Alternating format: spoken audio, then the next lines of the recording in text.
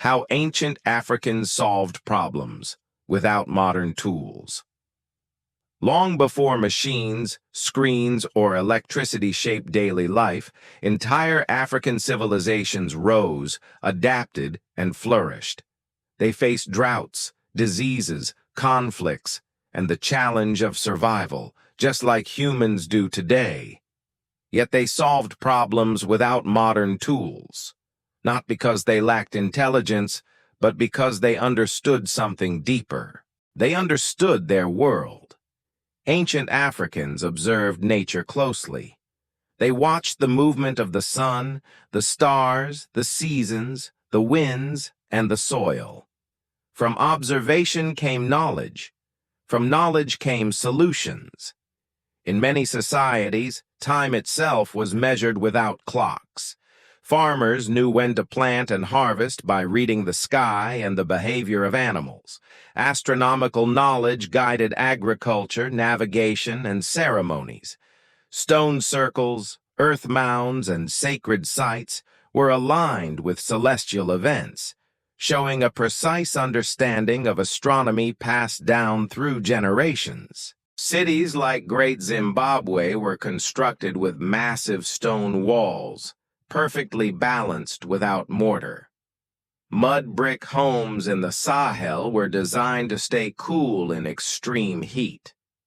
Architecture was not just shelter, it was environmental intelligence. Buildings breathed with the climate instead of fighting it. Problem solving was rarely an individual task, it was communal. When conflicts arose, elders gathered to listen, not to punish, but to restore balance. Justice was not about winning, it was about harmony. Disputes were settled through dialogue, storytelling, and consensus. The goal was to keep the community whole. Leadership itself followed this principle. Kings and chiefs ruled with councils, advisors, and spiritual guides. Power was balanced. No decision stood alone. Wisdom was collective. Medicine followed the same pattern of observation and experience. Long before laboratories, healers studied plants, roots, and minerals. They knew which leaves eased pain, which bark reduced fever, and which mixtures healed wounds. This knowledge was preserved through oral tradition, apprenticeships, and practice. Even today, modern medicine continues to study African herbal systems, finding scientific explanations for remedies used centuries ago. Education did not happen in classrooms. It happened in stories. History, values, survival skills, and moral lessons were passed through proverbs, songs, and myths. Stories were not entertainment, they were memory systems.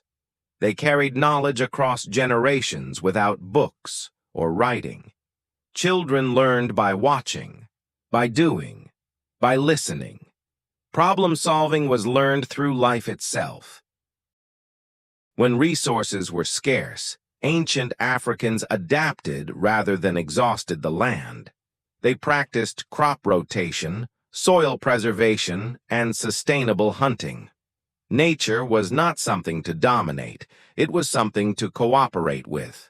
This mindset allowed societies to survive for centuries in challenging environments. What made all this possible was not technology, it was patience, attention, community, and respect for knowledge. Modern tools make life faster, but ancient Africans remind us that speed is not the same as wisdom. They solved problems by understanding patterns, by trusting experience, by valuing people over things. Today, as modern life grows more complex, their lessons quietly return. That intelligence does not begin with machines. It begins with awareness, with listening, with the willingness to learn from the world around us. The past was not primitive. It was purposeful. And sometimes the most advanced solutions come from the simplest truths, carefully observed, patiently practiced, and passed on with care.